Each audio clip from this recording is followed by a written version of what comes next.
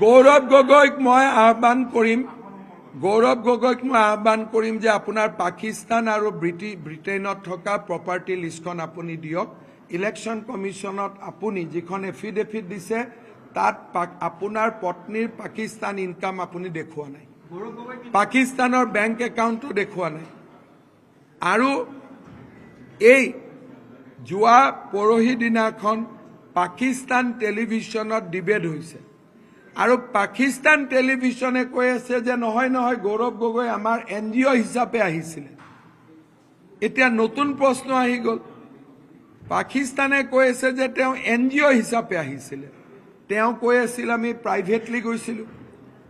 গতিকে বিষয়টো যোৱা পৰহি দিনাখন পাকিস্তান টেলিভিশ্যনত ডাঙৰ কৰি আলোচনা হৈছে আৰু তাৰ পৰা আপোনালোকে বুজি পাব যে পাকিস্তানৰ মানুহৰো তেওঁৰ প্ৰতি কিমান চিম্পেথি আছে। এটাই মই কথা কওঁ, গৌৰৱ গগৈ ডাঙৰীয়াই সকলোৰে বিপক্ষে ইমান দিনে ক'লে, মই আজি স্পষ্ট অভিযোগ দিছোঁ যে তেওঁৰ পাকিস্তানতো সম্পত্তি আছে, ব্ৰিটিছতো লণ্ডনতো সম্পত্তি আছে আৰু আমেৰিকাতো সম্পত্তি থকা বুলি অখিল গগৈয়ে কৈ থৈছে। আমেৰিকাতো মোৰ এলিগেশ্যন নহয়, সেইটো অখিল গগৈৰ এলিগেশ্যন। মোৰ ক্লিয়াৰ এলিগেশ্যন হৈছে যে ইলেকশ্যন কমিশ্যনক দিয়া আপোনাৰ এফিডেভিটত পাকিস্তানৰ ট্ৰেনজেকশ্যন আপুনি দিব লাগে।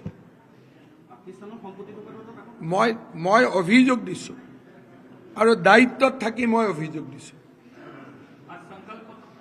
মই মুখ্যমন্ত্ৰীৰ চকীত থাকি মই কৈছোঁ যে গৌৰৱ গগৈৰ পাকিস্তান আৰু লণ্ডনত দুইটা জাগাতে তেওঁৰ পত্নীৰ নামত প্ৰপাৰ্টি আছে, যিটো তেওঁ ইলেকশ্যন কমিশ্যন এফিডেভিটত দেখুওৱা নাই।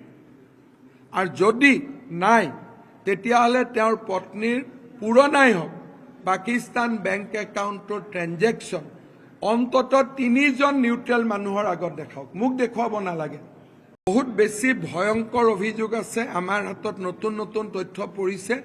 ইলেকশ্যনৰ বঁটাটো মই পংকিল কৰিব খোজা নাই, নিৰ্বাচনৰ পিছত এই বিষয়ে মই আৰু অধিক তথ্য আনিম। Serious information has came to my notice. আপুনি বিচৰা বাতৰি পাব কেৱল নিউজ 18 এপত।